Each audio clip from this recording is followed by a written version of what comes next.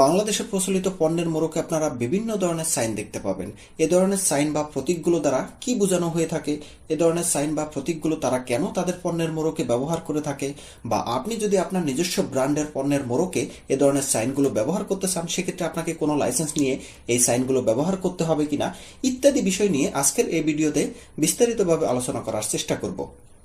তো এখানে আপনারা বাংলাদেশের অত্যন্ত জনপ্রিয় একটি পণ্যের মোড়কের কপি দেখতে পাচ্ছেন, যেটির বাম দিকে একদম উপরে যদি আমরা দেখি রুসি চানাচুর লেখা আছে। তো এই রুসির পাশে একটি আর চিহ্ন দেওয়া আছে। তো এই আর দ্বারা কি বোঝানো হয়ে থাকে বা এই আরটি কেন ব্যবহার করা হচ্ছে? এই আর দ্বারা রেজিস্টার্ডকে বোঝানো হয়ে থাকে, অর্থাৎ কেউ যদি তার পণ্যের যে নামটি ব্যবহার করে থাকে সেই নামটি যদি ট্রেডমার্কের মাধ্যমে চূড়ান্তভাবে নিবন্ধন করে নেয়, অর্থাৎ রেজিস্ট্রেশন পেয়ে যায়, তখন সে তার এই পণ্যের নামের পাশে আর চিহ্নটি ব্যবহার করবে। সুতরাং এখানে আপনারা দেখুন যে এই প্রতিষ্ঠান অর্থাৎ প্রস্তুতকারক ও মোড়কজাতকারী হিসাবে আছে square food and beverage limited. এটি হচ্ছে কিন্তু একটি প্রতিষ্ঠান।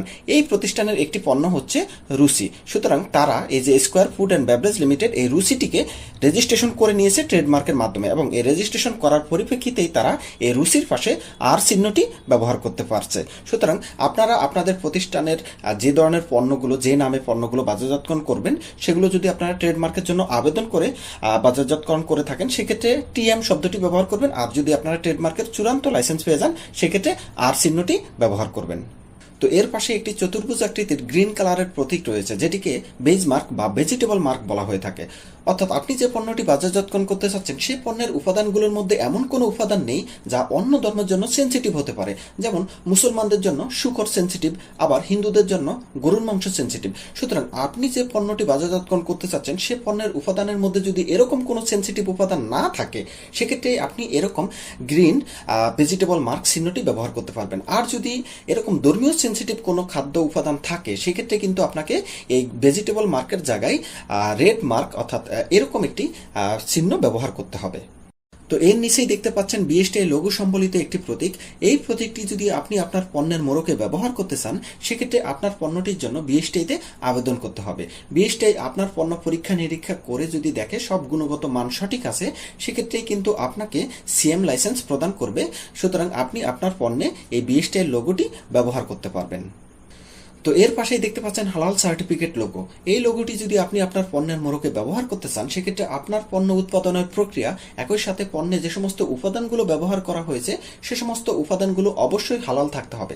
আপনার পণ্য উৎপাদনের প্রক্রিয়া এবং উপাদান যদি হালাল থাকে, সেক্ষেত্রে আপনি ইসলামিক ফাউন্ডেশনে এই হালাল সার্টিফিকেটের জন্য আবেদন করতে পারবেন। তারা যদি সবকিছু দেখে সন্তুষ্ট হয়, সেক্ষেত্রে আপনাকে এই হালাল সার্টিফিকেট লোগোটি প্রদান করবে। বাংলাদেশে যেহেতু অনেক মানুষ ধর্মীয়ভাবে সেন্সিটিভ, তারা সবসময় চায় যে হালাল খাদ্য খেতে। সুতরাং এই লোগোটি যদি আপনার পণ্যের মোড়কে দেখে, সেক্ষেত্রে কিন্তু আপনার পণ্য বিক্রি অনেক বৃদ্ধি পাবে। তো এর পাশে আপনারা একটি আইএসও সার্টিফাইড লোগো দেখতে পাচ্ছেন। এটি একটি আন্তর্জাতিক সার্টিফিকেট। আপনি যদি আপনার প্রতিষ্ঠানের পণ্যের মোড়কে এই আইএসও সার্টিফাইড লোগোটি ব্যবহার করতে চান, সেক্ষেত্রে কিন্তু আপনার প্রতিষ্ঠান বা পণ্যের জন্য এই আইএসও সার্টিফিকেশনের জন্য আবেদন করতে হবে। তাদের কিন্তু অনেক প্রতিনিধি বাংলাদেশে রয়েছে। সে সমস্ত প্রতিষ্ঠান বরাবর যদি আপনি আবেদন করেন, সেক্ষেত্রে তারা আপনার ফ্যাক্টরি ইন্সপেকশন করবে। সেখানে গিয়ে তারা অডিট রিপোর্ট প্রস্তুত করবে। এই সমস্ত রিপোর্টগুলো কিন্তু তারা মাদার প্রতিষ্ঠানের বরাবর প্রেরণ করবে। প্রেরণ করার পরবর্তীতে তারা যদি দেখে সবকিছু ঠিক আছে, সেক্ষেত্রেই কিন্তু আপনাকে এই আইএসও সার্টিফিকেট প্রদান করবে। আপনি আইএসও সার্টিফিকেট পাওয়ার পরবর্তীতেই কিন্তু এই আইএসও সার্টিফাইড লোগোটি আপনার প্রতিষ্ঠানের পণ্যের মোড়কে ব্যবহার করতে পারবেন। এটি যেহেতু একটি আন্তর্জাতিক সার্টিফিকেট, এই সার্টিফিকেটটি যখন আপনি আপনার প্রতিষ্ঠানের পণ্যের মোড়কে ব্যবহার করতে পারবেন, তখন কিন্তু আপনার পণ্য এক্সপোর্ট করা খুবই সহজ হবে। কেননা সারা বিশ্বে কিন্তু এই আইএসও সার্টিফিকেটের অত্যন্ত কদর রয়েছে। তো এর নিচে আপনারা দেখতে পাচ্ছেন একটি বারকোড। এই বারকোডটি যদি আপনি আপনার পণ্যের মোড়কে ব্যবহার করতে চান, সেক্ষেত্রে কোনো লাইসেন্স দরকার নেই। কিন্তু এই বারকোডটি ব্যবহার করার জন্য কিন্তু আপনাকে একজন সফটওয়্যার ডিজাইনার দিয়ে প্রথমে একটি বারকোড প্রস্তুত করতে হবে। এই বারকোডটি প্রস্তুত করার পরবর্তীতেই কিন্তু আপনি আপনার পণ্যের মোড়কে এই বারকোডটি ব্যবহার করবেন। অনেকেই যেটি করে, জাস্ট গুগলে গিয়ে কিন্তু একটি বারকোড প্রস্তুত করে, সেটিকেই কিন্তু তারা এখানে ব্যবহার করে। এটি কিন্তু মোটেই সঠিক না। আপনাকে অবশ্যই একজন সফটওয়্যার ইঞ্জিনিয়ার দিয়ে কিন্তু বারকোডটি প্রস্তুত করতে হবে। কেননা এই বারকোডে কিন্তু বেসিক কিছু তথ্য থাকে। এই পণ্যের ওজন কত, পণ্যের মূল্য কত ইত্যাদি বেসিক কিছু তথ্য এখানে কিন্তু কন্টেন্ট আকারে দেওয়া হয়ে থাকে। সুতরাং এগুলো ভালো সফটওয়্যার ডিজাইনার দিয়ে প্রস্তুত করে কিন্তু আপনি এই বারকোডগুলো ব্যবহার করবেন। তো আশা করি পণ্যের মোড়কে যে সমস্ত সাইন বা প্রতীক ব্যবহার করা হয়ে থাকে, এগুলোর সুবিধা কি, এগুলো কোথায় থেকে করতে হয়, এ সম্পর্কে সামান্য ধারণা আপনারা পেয়েছেন। তো